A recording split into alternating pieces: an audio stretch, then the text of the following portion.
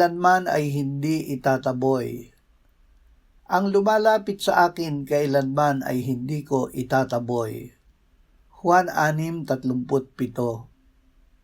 Hindi itataboy ng Panginoong Hesus ang lumalapit sa Kanya dahil Siya ay bumaba sa langit hindi upang gawin ang Kanyang sariling kalooban, kundi ang kalooban ng Ama na nagsugo sa Kanya.